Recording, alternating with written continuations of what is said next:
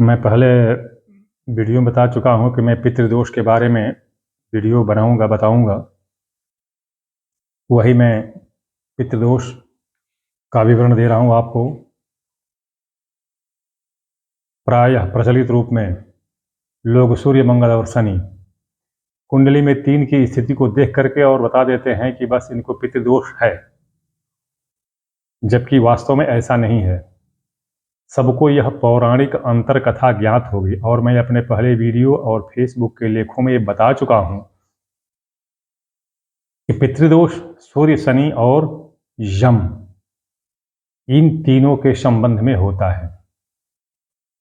सबको अगर यह कथा ज्ञात होगी कि कैसे सूर्य की पहली जो विवाहिता पत्नी थी संज्ञा, वह चली गई तो उसके स्थान पर छाया रह गई थी उसकी, जिसके गर्भ से शनि उत्पन्न हुए और इसी वैमनस्य मतभेद और दुराव के कारण परस्पर शाप लेना देना हुआ, जिसमें सूर्य कोढ़ी हो गए थे। सबको ये कथा मैं पहले बता चुका हूँ। ये अंतर कथा है कि कैसे संज्ञा और छाया, कहते हैं ना जब शनि का मंत्र पढ़ते हैं कि छाया मार्तंड संभूतम तम नमामि शनैश्चरम, तो ये छाया के पुत्र शनि थे। तो इसी के कारण ये पितृदोष लगना शुरू हुआ। जब शनि, सूर्य दोनों के कारण, शनि और सूर्य दोनों के कारण, क्योंकि शनि से वैमनस्य पैदा हो गया था ना, क्योंकि शनि तो छाया के पुत्र थे, जो छाया सूर्य से विवाहित नहीं थी।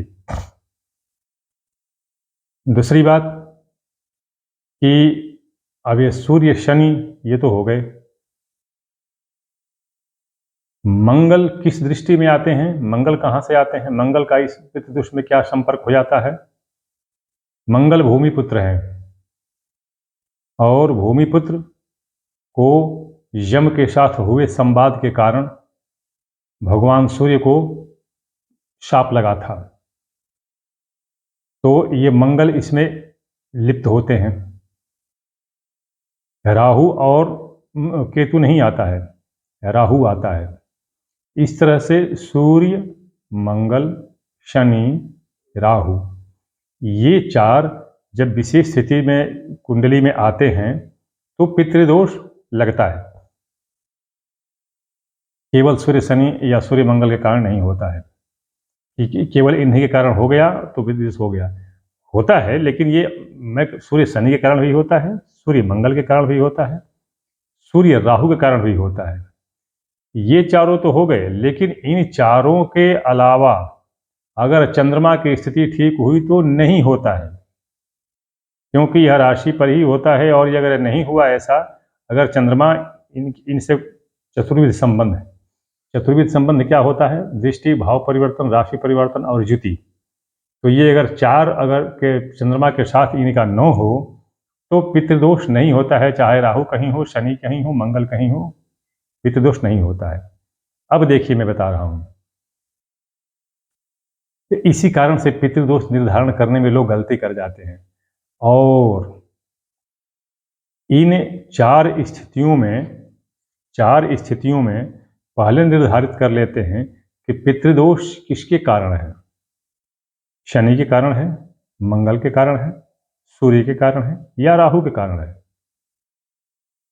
तो जब ये निर्धारित हो जाए तब उस विधि से पितृदोष की शांति कराई जाती है। किंतु क्या आपने देखा है कि पितृदोष का बस एक ही विधान, एक ही पूजा, एक ही प्रकार, एक ही सामग्री, एक ही मंत्र, सब चाहे वो राहु के कारण हो, शनि के कारण हो, मंगल के कारण हो, सूर्य के कारण, किसी के भी कारण पितृदोष हो, बस वही एक विधि प्रचलित है और उसी से सबके पितृदोष शांति करा दी जाती है।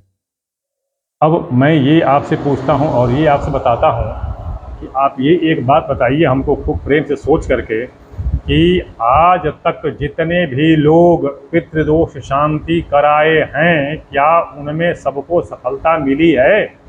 उनमें से कितनों को इसका लाभ मिला है?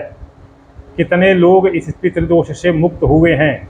मेरी समझ से अगर 20 लाख में कहीं अगर एक आदमी कोई अगर मिल गया होगा, वो भी क्यों मिल गया होगा? क्योंकि जो पितृदोष शांति का विधान अपनाया गया होगा उस समय वही ग्रह उपस्थित होंगे। तो इस तरह से ये 20 लाख में कहीं जा करके कहीं एक आदमी के पितृदोष शांति का विधान अगर वो सफल हुआ होगा तो हुआ होगा, नहीं तो नहीं होता है। मैंने ये देखा है, हर जगह देखा है मैंने कि बस वो एक ही विधि पितृदोष शांति की अपनाई जाती है। तो मैं ये बता दूं कि पहले निर्धारित कर लें कि पितृदोष किस कारण से है। अभी चूंकि पितृपक्ष आने वाला है तो पितृपक्ष में पितृदोष की गई शांति वास्तव में सफल होती है और उसका पूरा पूरा प्रभाव लोगों को मिलता है। तो अब ये इसके लिए मैं बता दूं कि सामग्रियां भी अलग अलग होती हैं, विधान अलग अलग होते हैं। ये एक ही विधान वो जो उठा लिए श्राद्ध कल्प वाली पुस्तक उठा लिए और उसी में से वो सब उठा करके करने लगे तो उसमें से कोई शांति नहीं होती है, पैसा भी खर्च होता है, समय भी जाता है, काम भी नहीं होता है। दूसरी चीज मैं बता दूं कि ये पितृदोष और कालसर्प दोष दोनों को मैं बता चुका हूं पहले ही कि इनकी अलग अलग स्थितियां होती हैं और अलग अलग भाव, अलग अलग ग्रह की दृष्टि युति कारण से होते हैं। तो ये सबका निवारण एक साथ नहीं हो सकता है। जैसे शनि ग्रह की शांति के लिए नीलम पहनते हैं, किंतु यदि शनि सूर्य साथ हों अशुभ हों, या शनि मंगल साथ हों अशुभ हों, या शनि गुरु साथ हों अशुभ हों, वैसी स्थिति में अगर शनि के लिए नीलम पहनते हैं तो हो सकता है शनि शांत हो जाए, किंतु बाकी का ग्रह अपना पीड़ा दिखाना, अपना विपदा उत्पन्न करना, सब करना शुरू कर देते हैं। ठीक उसी तरह से अगर आपने विधान कराया, अगर आपने पितृपिष्टक विधान से शनि और शनि के संबंध में बने हुए पितृदोष को शांति किया तो इससे मंगल जो है, मंगल की स्थिति बड़ी विचित्र हो जाती है, आदमी धन धान से रहित हो जाता है, दरिद्र हो जाता है। तो यह बात ध्यान में रखें कि पितृदोष शांति कराने के पहले अच्छी तरह से विवेचन करा लें कि वह पितृदोष आखिर किस कारण से है, किन ग्रहों के कारण से है, उसके बाद उसकी शांति कराएं। मैं वैसे तो कराऊंगा ही, पितृपक्ष में कराऊंगा ही, ऐसी कोई ये नहीं है, किंतु मैं बाकी ये सबको मैं बता दूं। ये इसलिए कह रहा हूं क्योंकि बहुत से लोग मेरे इस वीडियो को देख रहे हैं, बहुत सारे लोग, लाखों लोगों से ऊपर देख रहे हैं, मुझे पता है। तो जो लाखों लोग देख रहे हैं उनमें पता नहीं कितने हजार लोगों ने पितृदोष शांति कराई होगी, तो उनको क्या सफलता मिली है, क्या वो सुखी हैं, क्या उनको इसका लाभ मिला है, और अगर नहीं लाभ मिला है तो यही कारण है। दूसरी चीज़ कि इस वीडियो के कमेंट बॉक्स में किए गए किसी भी कमेंट का उत्तर आपको नहीं मिल पाएगा, इसलिए आप मुझे संदेश भेजें। मैं बार बार हर वीडियो में अपना मैं व्हाट्सएप नंबर देता हूँ 9889649352। आप इस पर भी संदेश भेजें, लेकिन संदेश आवश्यक हो तब भेजें, टाइम पास के लिए, मनोरंजन के लिए न भेजें, क्योंकि मैं शुल्क लेता हूं। तो मनोरंजन के लिए अगर आपको शुल्क देना है तो हमको कोई दिक्कत नहीं है, किंतु बेकार समय न नष्ट करें, इसमें मैं कई लोगों का काम कर दूंगा। तो इसलिए आप मुझे संदेश भेजें इस नंबर पर, तो फिर आप उत्तर की प्रतीक्षा कर सकते हैं, अपेक्षा कर सकते हैं, वरना अपेक्षा मत कीजिएगा। मैं अगले वीडियो में इसका और भी कुछ विवेचन बताऊंगा। कुछ परेशानी हो रही है क्योंकि मेरा हाथ हो जाए ये बुरी तरह से चोटिल हो गया है, तो मैं आपको पुनः अगले वीडियो में लाता हूँ।